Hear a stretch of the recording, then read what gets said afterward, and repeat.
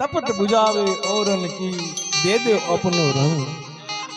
મિત્રો સાધુની સંગત જો મળી જાય પણ સંત કેવા કોને, આજનો સૌથી મોટામાં મોટો પ્રશ્ન એ છે. કારણ કે એમ કઈ પ્રેમથી મળે એમ નથી, બહુ મહેનત કરવી પડે. મિત્રો આપણે એમ કહી દઈએ કે બાલ જે આપણો પ્રહલાદ હતો એને નાની અવસ્થાની અંદર ભગવાન મળી ગયા, એવું નથી. આગલા ઘણા વર્ષોના ઘણા જ જન્મોના સત્કર્મો સત્પુણ્ય જ્યારે પ્રાપ્ત થાય ને મિત્રો, ત્યારે એને બાળપણમાં ઈશ્વરની પ્રાપ્તિ થાય.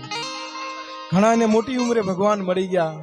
ભક્ત પ્રહલાદ, સુદામા, બધાને ભગવાન મળ્યા, પણ ક્યારે એના સત્કર્મની પૂંજી હોય ત્યારે મળે. એટલે ભક્તિ કરે પાતાલ મેં પ્રગટ ભયો આકાશ, પણ આ દાબી દુબી નવ રહે એ તો કસ્તુરી કેરી વાસ. મિત્રો સત્ય ક્યારેય છે ને છુપાતું નથી.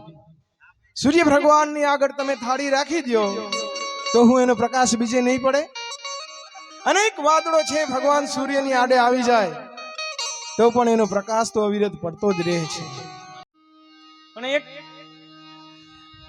બાલકૃષ્ણ કનૈયાની મારે તમને વાત કહેવાની છે મિત્રો. ભગવાન શ્રી કૃષ્ણ છે એ ગોકુળમાંથી મથુરામાં આવ્યા, આપણે બધા જ જાણીએ છીએ. પણ મથુરામાં આવ્યા પછી ભગવાન શ્રી કૃષ્ણ છે એક વખત ઉત્તર દિશા તરફ મુખ રાખી અને રહ રહ રહ રહ રાખે ભગવાન શ્રી કૃષ્ણ રડે છે. બહુ સરસ મજાની વાત છે મિત્રો. શા માટે રડે છે એ જાણવા માટે વિદુરજી એમને પ્રશ્ન પૂછે છે, હે ભગવાન શ્રી કૃષ્ણ તમે શા માટે રડો છો? ત્યારે ભગવાન શ્રી કૃષ્ણ કહે છે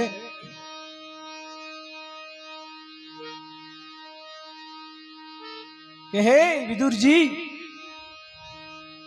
જે મેં મારું બાળપણ ગુજાર્યું હતું ગોકુળની અંદર, એ ગોકુળની ગળિયું મને યાદ આવે છે. એ ગોકુળની વાંસળી મને યાદ આવે છે, એ ગોકુળની ગાવલડી મને યાદ આવે છે. એટલા માટે મને રડવું આવે છે કે ભલે હું આયા મથુરામાં આવી અને રાજા બની ગયો, પણ જે મજા મને ગોકુળની અંદર હતી એ મજા અહીંયા મથુરામાં નથી.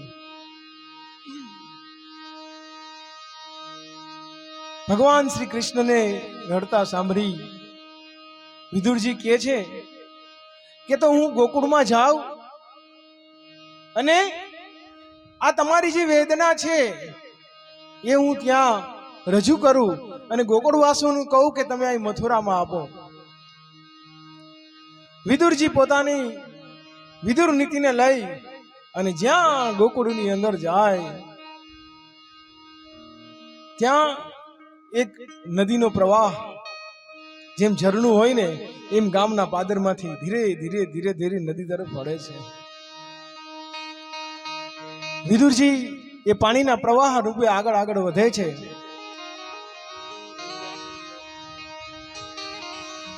એટલે આપણે આગળ પછી વાત કરીશું. ખાસ ભલામણ છે ભાઈ, જે આપણે સાજિંદા ગ્રુપને ચા પાણીની વ્યવસ્થા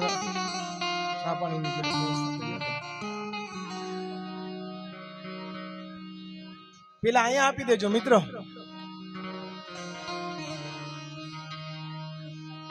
ભગવાન શ્રી કૃષ્ણ કહે છે કે નંદ બાવાની માતા યશોદાજી સાંભળે, નંદ બાવાની માં યશોદાજી સાંભળે, મમતાની મૂર્તિ મારી રહી ગઈ ગોકુળમાં. હે વિદુરજી, જે મારો પ્રેમ હતો, જે મારો પ્રેમ હતો એ ગોકુળમાં રહી ગયો. શું શું રહી ગયું? હીરા માણેકના મુંઘટ મજાના,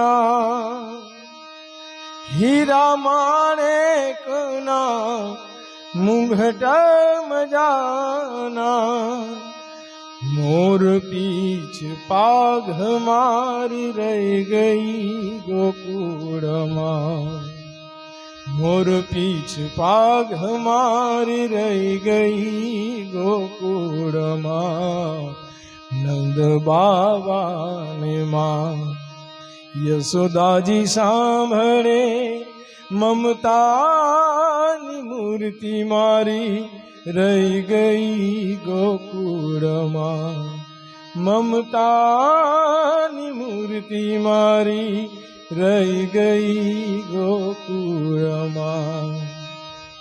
હે વિદુરજી, અહીંયા મને સોના ચાંદીના હીરાથી મઢેલા હાર ઝવેરાત મુંગટ મળે છે, પણ મારું જે મોર પીછ અને એ જે પાગ હતું એ તો ગોકુળમાં રહી ગયું.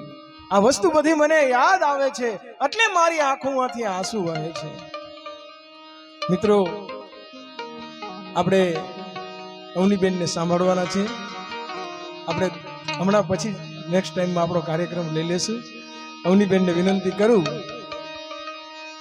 કે તેમને જેવી ડાયરાને મોજ આવે એવી સરસ મજાની સંતવાણી ભજન લોક ડાયરો લઈને આવે. અવનીબેન, તાલીઓના ગડગડાટથી વધારો મિત્રો. Thank you.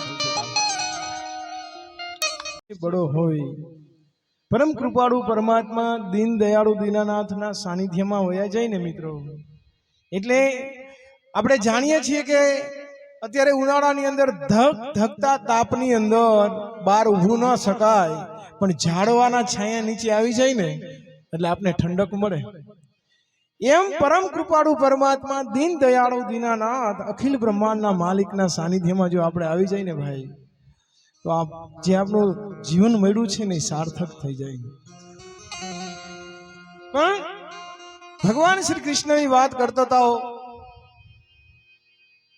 ભગવાન કૃષ્ણની આંખોમાંથી આંસુ વહે છે.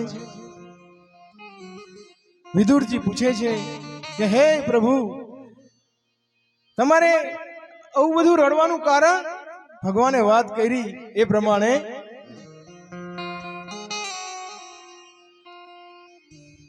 હે નંદ બાવાની માં જસુદાજી સાંભળે, નંદ રે બાવાને માતા જસુદાજી સાંભળે, મમતાની મૂર્તિ મારી રહી ગઈ ગોકુળમાં.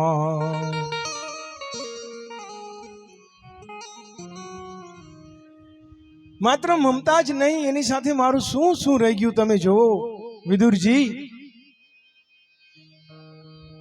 હે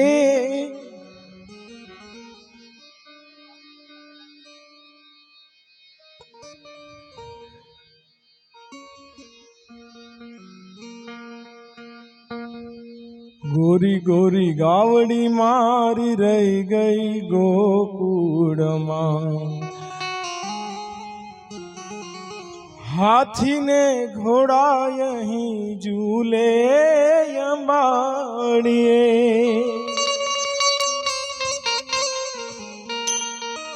ભલે હાથી ઝૂલતા હોય, ભલે ઘોડા ઝૂલતા હોય, પણ જે હું ગોકુળમાં મારી ગાયો ચરાવતો હતો અને જે મને આનંદ મળતો હતો એ અત્યારે હું હાથીની અંબાડી ઉપર બેસું છું ને તોય નથી મળતો.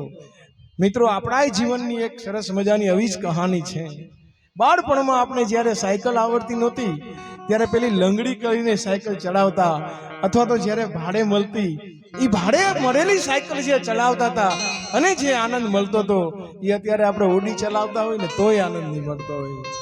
કારણ કે આજે ઓડી ચલાવીએ છીએ પણ ટેન્શનનું ઘર મગજની અંદર ભરેલું છે. ત્યારે એકદમ આનંદથી માતા પિતાના સાનિધ્યમાં જીવતા હતા અને ખુશખુશાલ આપણું જીવન હતું મિત્રો. અને આજે ચિંતા તુર, પૈસો પૈસો પૈસો પૈસો મારો પરમેશ્વર ને હું પૈસાનો દાસ, બાકી કઈ જ નહીં. પણ જે ગામડાની મજા છે, એ મિત્રો અત્યારે દિન પ્રતિદિન લૂંટાતી જાય છે, આપણે બધા જ જાણીએ છીએ. ભગવાન શ્રી કૃષ્ણની આ કથા આજ આપને યાદી અપાવે છે. हाथी ने घोड़ा यहीं झूले यमाड़िए गोरी गोरी गावड़ी मारी रही गई गोकुड़मा गोरी गोरी गावड़ी मारी रही गई गोकुड़मा नंद बाबा ने मां યશોદાજી સાંભળે નંદ રે બાવાને માં યશોદાજી સાંભળે મમતાની મૂર્તિ મારી રહી ગઈ ગોકુળમાં મમતાની મૂર્તિ મારી રહી ગઈ ગોકુળમાં. એક ભજનની ફરમાઈશ આવી હતી, રજૂ કરી દઉં. હે વાયાત્માને વડખા વિના રે